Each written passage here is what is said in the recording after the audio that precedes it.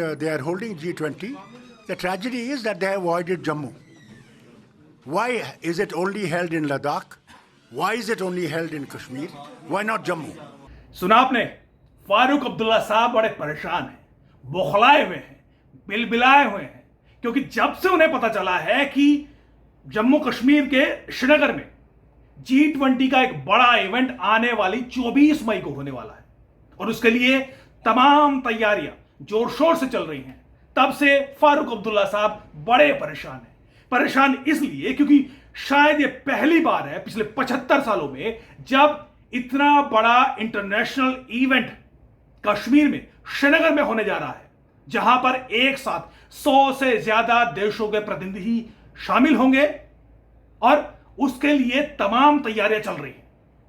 ये फारूक अब्दुल्ला की राजनीति के लिए बड़ा झटका है, क्योंकि हम जानते हैं कि अब तक फारूक अब्दुल्ला की राजनीति दुनिया में यही घोषित करने की, यही बताने की रही है कि कश्मीर में हालत तो कतई ठीक नहीं है, कश्मीर में हालत बदतर है। खासतौर पर आर्टिकल 370 हटने के बाद वो बार बार यही दोहराने की कोशिश करते हैं कि कुछ नहीं बदला। अब जब G20 का ये बड़ा इवेंट होगा तो उनकी इस राजनीति को एक बड़ा झटका लगेगा, लिहाजा ना तो उनसे कुछ कहते बन रहा है, ना ही कुछ समझाते। अब लिहाजा जब ये काम नहीं आया तो वो जम्मू पहुंचे और जम्मू में उन्होंने ये भड़काने की कोशिश की जम्मू वालों को कि देखिए श्रीनगर में इवेंट हो रहा है, लद्दाख में इवेंट हो रहा है, जम्मू में क्यों नहीं हो रहा है। शायद ये उनकी राजनीति का पहला अवसर है जब उन्हें जम्मू की याद आई है और इस बार वो जम्मू वालों को भड़काने की कोशिश कर रहे हैं। अब तक वो कश्मीर वालों को भड़काते रहे हैं, इस बार वो जम्मू वालों को भड़काने की कोशिश में लगे हैं कि जम्मू वालों देखो G20 का बड़ा इवेंट हो रहा है, आपके यहां नहीं हो रहा है, श्रीनगर में कर रहे हैं, लद्दाख में कर रहे हैं। सुनिए। They are holding G20. The tragedy is that they have avoided Jammu. Why is it only held in Ladakh? Why is it only held in Kashmir? Why not Jammu? I'm surprised. Not a single BJP leader of Jammu, those who were shouting from the rooftop, Jammu, Jammu, Jammu, Dogra, Dogra, Dogra, that they're not speaking why G20 did not take place in Jammu. Farooq Abdullah तो परेशान है ही, उनके बेटे भी परेशान हैं, वो भी ट्वीट करके बड़ा अपनी नाराजगी जाहिर कर रहे हैं। लेकिन इन दोनों अब्दुल्लों को एक जवाब दिया है श्रीनगर के मेयर जुनैद मट्टू ने।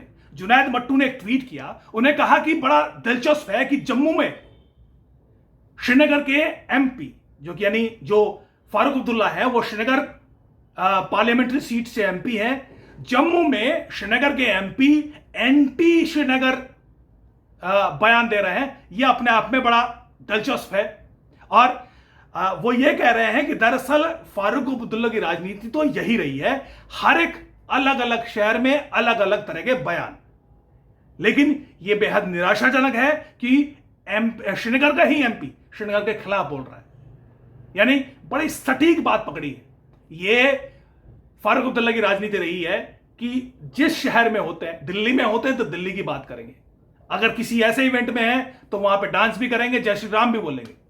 श्रीनगर में जाएंगे तो वही एंटी इंडिया सेंटिमेंट को भुनाने की कोशिश करेंगे। इसी तरह की कोशिश फारूक अब्दुल्ला कर रहे हैं। क्यों? क्योंकि जब से ये G20 का इवेंट श्रीनगर में होने जा रहा है उसके लिए सरकार बड़ी जोर शोर से तैयारियों में जुटी है। श्रीनगर को चमकाने की कोशिश की जा रही है, चमकाने की कई प्रोजेक्ट्स फिलहाल चालू हैं। श्रीनगर को स्मार्ट सिटी प्रोजेक्ट वहां पे चल रहा है, जिसके तहत सड़कें हों, यहाँ के ब्रिजेस हों, यहाँ के फुटपाथ हो और तमाम तरह की जो मूलभूत सुविधाएं हैं उनको रिपेयर किया जा रहा है, उनको नया बनाया जा रहा है और कई बड़े प्रोजेक्ट इस वक्त श्रीनगर में चल रहे हैं।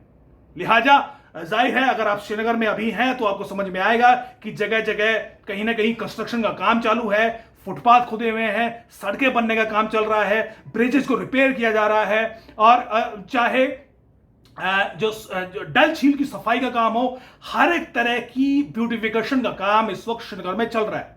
कारण कि एक तो स्मार्ट सिटी बनाने का प्रोजेक्ट पहले से चल रहा है, अब जबकि जो G20 का इवेंट होना है उसके लिए भी काम में बड़े जोर शोर से एजेंसियां लगी हुई हैं और इसके नतीजे में जो श्रीनगर के लोग हैं वो क्या कह रहे हैं, यही फारूक अब्दुल्ला की परेशानी का कारण है। सुनिए। बहुत खुशी की बात है जो पिछले कई सालों से नहीं हुआ है वो इस साल हो रहा है, तो बेहतर है। और वो कहते हैं कि देर आया दुरुस्त आया, तो मेरे ख्याल से बहुत अच्छी बात है। पोल्यूशन फ्री होगा, अब सिटी पोल्यूशन फ्री होगी, और यहाँ के जो बच्चे हैं वो साइकिलिंग करेंगे, जो बाकी एक्सरसाइज डेली एक्सरसाइज होते हैं साइकिलिंग से वो कर लेंगे, बहुत अच्छी बात है। और 370 ख़त्म होने के बाद जो डेवलपमेंट का नारा दिया गया था, तो मेरे ख्याल से ये अब डेवलपमेंट जो है वो अब रफ्तार पकड़ रही है। It's good thing. और बहुत सारी जैसे कि स्मार्ट सिटी भी वो भी आ रहा है, G20 की वजह से बहुत सारी इनिशिएटिव्स लिए जा रहे हैं। It's good. सिटी की ब्यूटिफिकेशन कैसे होगी, सिटी कैसी डेवलप होगी और कैसा मंजर पेश करेगी। इसमें सिर्फ साइकिल ट्रैक का सवाल नहीं है, जो पेडेस्ट्रियन वॉकवे बन रहा है, जो आपका साइकिल ट्रैक बन रहा है, जो रोड को रिकन्स्ट्रक्ट किया जा रहा है, इम्प्रूव किया जा रहा है, तो मुझे लगता है थोड़ा सा सब्र तहम्मुल की ज़रूरत है। और ये एक अच्छी बात है कि साइकिल ट्रैक पहली बार श्रीनगर जैसे शहर में बन रहा है। सुना आपने, श्रीनगर के लोग ये समझ गए हैं कि देखिए जो कुछ हो रहा है, चाहे वो इवेंट हो रहा हो, चाहे वो स्मार्ट सिटी प्रोजेक्ट का कार्य चल रहा हो, उनको समझ में आ गया कि ये जो डेवलपमेंट का काम है यही वो चीज थी जो अब तक श्रीनगर को नसीब नहीं हो पाई थी, या पूरे जम्मू कश्मीर को।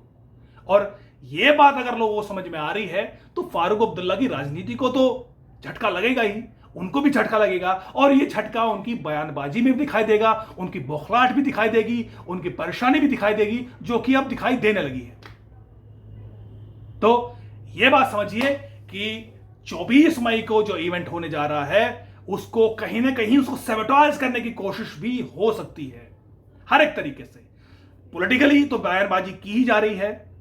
हाल ही में हमने देखा कि कुछ आतंकी हमले भी इस वक्त हुए हैं, और इसी जैसे जैसे समय आएगा, हालांकि सुरक्षा एजेंसी ने जबरदस्त सिक्योरिटी सख्त कर दी है पूरे जम्मू कश्मीर में, खासतौर पर श्रीनगर में चप्पे छानबीन की जा रही है, चौकसी बढ़ा दी गई है।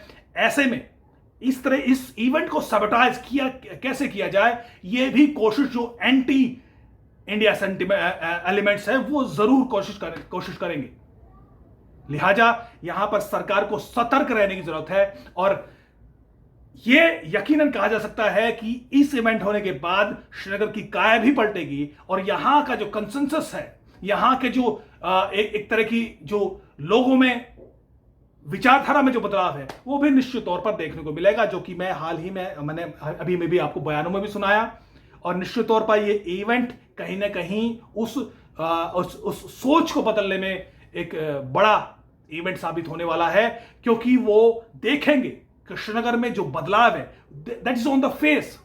हर जगह आपको नई सड़कें दिखाई देंगी, नए फुटपाथ दिखाई देंगे। एक बड़ा अच्छा प्रोजेक्ट, साइकिलिंग प्रोजेक्ट श्रीनगर में शुरू किया गया है, जहां पर 1000 के आसपास साइकिल